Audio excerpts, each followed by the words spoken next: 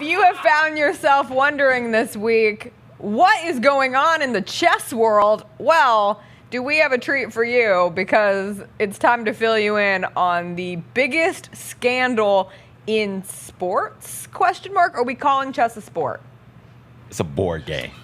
Jacob says absolutely. It's a board game. You know my stance on sports. So we are calling it a sport. It is a big sports scandal in the chess community. I'm going to set you up. Here are the main characters you need to know about. 1, 31-year-old Magnus Carlsen, a.k.a. the Mozart of chess. The Mozart of chess. 5-time defending world champion. He's been ranked #1 in the world for over a decade. Was once featured playing 10 opponents simultaneously with his back turned to the board. He is that good. He is truly the best player of this generation. Next up, 19-year-old Hans Niemann. American, plucky up-and-comer in the sport, we'll call him. He is only ranked 49th in the world, but his chess rating has increased by 350 points in the last 4 years, which has some people a little sus. They're like, how did this kid get so good so quickly? We'll dive more into that, because this month, earlier, September 4th, Neiman, the 19-year-old, beat Carlson, the greatest of all time, at a chess event in St. Louis. Neiman, and I quote, said after it happened, "It must be embarrassing for the world champion to lose to me. I feel bad for him." Whoa! A+ sass. That is on a sport. Post-match That quote. is a sport. That brought it up to like sport. That's that trash talk right there. Okay, chess is a sport now. It's getting a little feisty. I like it. It was a historic upset in the great sport of chess. Okay. Carlsen withdraws from the tournament, which is abnormal. Not a usual occurrence after something like this happens. Carlsen doesn't say anything, but he tweets out this video. Take a look. I prefer really not to speak. If I speak, I am in big trouble. In big trouble. And I don't want to be in big trouble. I'm in big trouble. I'm intrigued at this point. I'm like genuinely semi-tapping into the chess drama. I saw this roll across and I was like, what's going on? But I didn't care enough to deep dive. Now I have deep dived and I'm deeply invested. So Neiman and Carlsen met again for a match. Carlsen at this point plays a single move and then resigns in protest. And suddenly the rumor mill starts spinning. Neiman's original win, it's being dubbed suspicious. One, because it's more difficult to play. I learned this about chess. It's more difficult to play with the black pieces, which Neiman was doing in that specific game, because you go second. Jacob, are you a grandmaster of chess yourself? You go second if you're black. No, everybody does know that, though. I don't know. You didn't know you went second if you were black? Jessica, in general, black always comes second. Just the way we do things. Is that the case in checkers? Yes, in checkers, the black pieces always go second. I obviously haven't played checkers in far too long. You play pool? Yeah. Which ball goes last? The black one. Okay. Thank you. The more you know. There we go. Also, his win was suspicious because he played this like very spicy sequence in the chess community, and he claimed that he just so happened to have researched it earlier that day. It raised some red flags.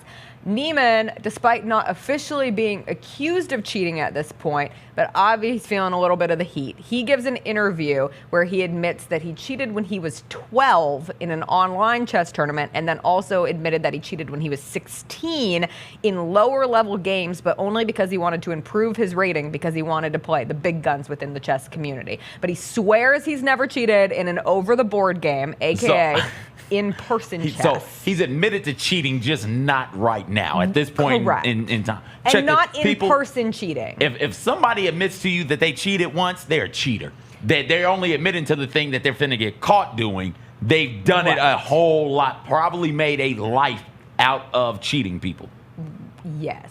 So at this point, and like, Chess.com knows what's up, because they end up very quietly removing his profile from their website. And then the conversation turns to, well, how do you cheat in chess? Is it easy to cheat in chess? And there's a lot of very heavy hitters in chess who say, yeah, actually, it is pretty easy to cheat in chess, especially in online communities, because you can use different engines on different devices to help you play the game. But then some grandmasters in chess say it's easier than expected to cheat in person. Players have been caught hiding their phones and during bathroom breaks checking in on them. And then there are these buzzer or signaling systems. And this is where the unproven accusation comes in that perhaps Neiman was using wireless vibrating beads. And I'm not using the other word in front of those beads, but the beads go in a region of your body that is down below. Booty beads.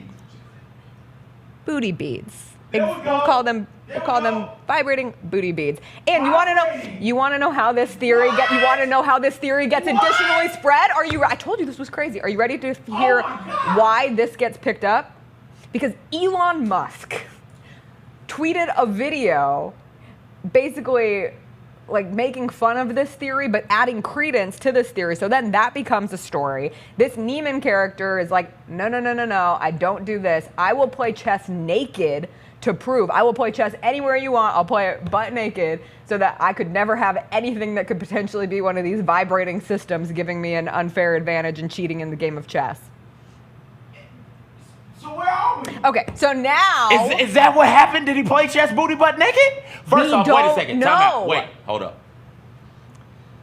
Mama Triplet, if you are watching, please get away. It's about chess. Well, we've been saying booty beads, Jessica. I know, but I didn't say the A word. I wasn't going to come on here and say the A word on morning national television, as my dad would call it. Okay, so at this point, this is all just like reckless speculation, right? Because Carlson at that point had not officially accused Neiman of cheating. All he had tweeted was that video of the soccer manager basically being like, I can't talk.